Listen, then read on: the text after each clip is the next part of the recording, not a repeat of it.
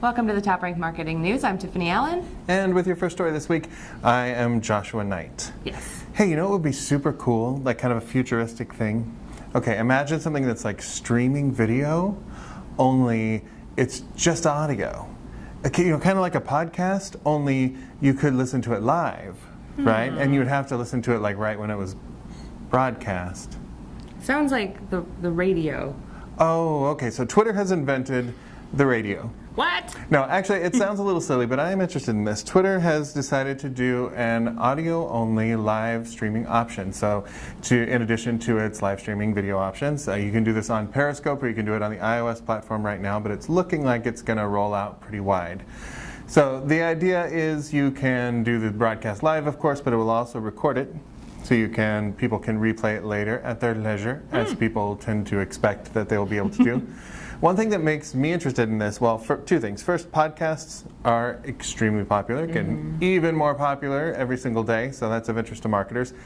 Two, you can also get metrics from this. Oh. So Twitter's going to tell you who's listening live, and then they're going to tell you who has listened to it since it was posted. Wow. So I think this is of interest to marketers. It sounds a little funny that it seems like a step backward, but at the same time, it could get people who aren't going to sit and watch a live stream, but maybe want to have it playing in their car.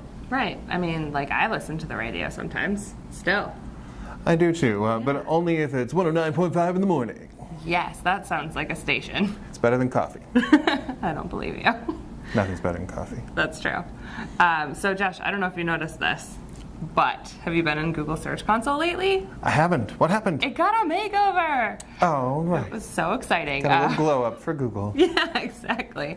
So Google graduated the Search Console out of beta. So their new version of Search Console has so much to offer. Like what? Marketers, let me tell you. Well, please do. So it has a couple usability and functionality updates. It also includes a new manual actions report and a test alive capability in the URL inspection tool, which is really cool, by the way. If you haven't played around with it, do it. Get in there right now after this video. So it also gives you more data. So there's an index coverage report. You can review search analytics data for 16 months back. Oh my gosh. I know. That So is you a can number really... of years. Yes. 5 of them. Is it? Yes. Okay, good math, Josh. 16.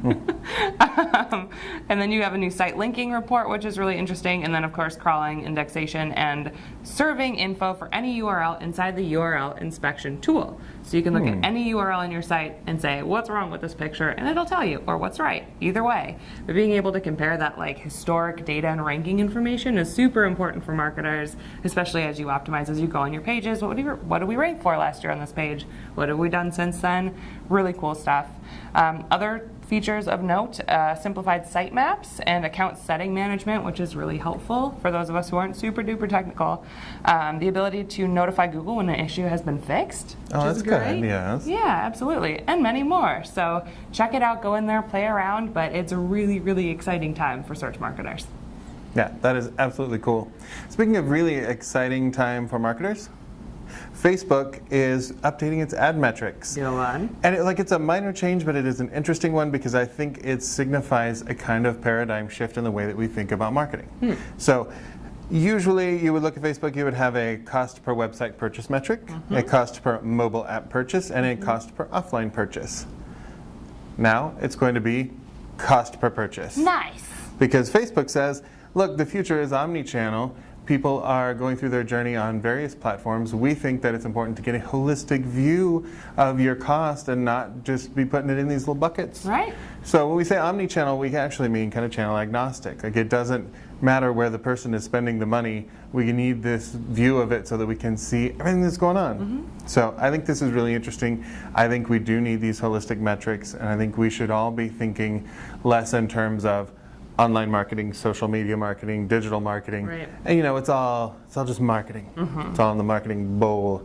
This is a bowl somehow. I don't know. Get it. It's all Makes a marketing squid. Marketing Squid by Josh Nite. Oh, a children's book, yes. Yes. So in other news, sort of related to Facebook, Oh, yeah? an August survey from Duke University, Deloitte, and the AMA indicates that some marketers might be cutting back on third-party data. No. Yeah. Not a ton, though. Like 6 and 10 are still kind of remaining the same amount of investment in third-party data over the next 2 years. But 9.4% said that they have decreased their third-party data usage up till now, and 11.2% indicate that they are going to reduce more even over the next 2 years. It's that 2%, the 0.2 that really gets me. Yeah, I mean, who are these people? Who's the 0.2 of a person? Who are you? I don't understand. So nearly a third of those polled said that over the past 2 years, they've actually increased their amount of third-party data usage. So it's kind of running the gamut. There are quite a few people that are expecting to cut back more. A lot of this has to do with GDPR and data security concerns. Some more comes from platforms like Facebook and Twitter and others that are cutting back the availability of that third-party data, so making it a little bit harder to use. We'll see, of course, as things evolve with these new regulations, if folks are, more easily accessible in terms of third-party data or not, but it's an interesting trend in the industry, something to certainly keep an eye on. Absolutely. And also keep an eye on birthday party data. If you are wondering how many people have ice cream cakes, how many people have layer cakes, whether we're blowing the candles out all in one breath or not. It's hard-hitting news. It's important stuff, I feel. Yeah. Where is that survey? Well, speaking of surveys, though. Go on. There was one other survey I wanted to highlight this week because I love the premise of it. Consumers say that they are tired of being treated like numbers, says Salesforce in a survey that kind of reduces people to numbers. Weird. Irony notwithstanding, this is some pretty great data. Salesforce did the survey of nearly 7,000 people across demographics. So they got the GenZers, they got the millennials, they got the Gen Xers, and they got the boomers all together to figure out what they like. Turns out all of them, well, not all of them, 84% say they like being treated like a person, not a number. Well, good. It was very important to winning their business. Right. So 16% of people really want an impersonal experience if you want to hit a niche market there. Great. I'm just saying.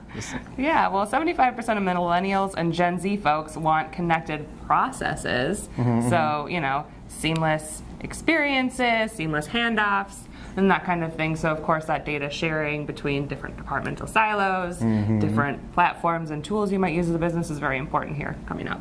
Yeah, that goes back to what we were talking about with Facebook, is that holistic data kind of thing. And by the way, 63% of old people also want those things. Oh, so as it turns out, like what's good for millennials and Gen Z, they like transparency and trust and being treated like people. Turns out so does everybody. They're just the first to step up and demand it. Fair enough. So And kudos to your generation. Thank you. I do demand things a lot. 75% of millennials wanted instant on-demand engagement. They would. Only 53% of boomers also want that. Yeah, that's okay. We'll wait. It's good, Carol. Whatever. I got time. Right. What am I doing today? What I thought was interesting, though, is that everybody wants to do business with brands that they trust. That was not surprising. But they listed about 4 things that had over 90% of people said this is what you can do to win my trust. So 1, people want control over what information you're collecting about them. They want you to be transparent about how that information is being used. They want you to show commitment to protecting their data, so that's a huge thing. And they also want you to have a strong privacy policy. So basically, come at people real. Let them know we are collecting your data. Of course, you know that. But this is what we're going to do with it. Right. Yeah, absolutely. And who doesn't want that, The ultimate bottom line here is treat people like people. Engage with people that in a way that makes sense, and then protect the information that you do collect. Right. Right. Okay. Essential. Well, that's all the digital marketing news that we have for you this week. We'll be back next week with more news. If you need more in the meantime, you can follow me on Twitter at Tiffani_Allen or TopRank at TopRank. That's very true. You can find me on Twitter at NiteWrites. That's NITEWRITES. Please do check out all of the articles in the blog post. And if you're watching us on Facebook or YouTube, give us a like if you'd like. And if you're on YouTube, please subscribe and give us that notification bell ding so that you'll make sure to get any video that we put out. All right. We'll see you next week. Thanks for tuning in. Bye.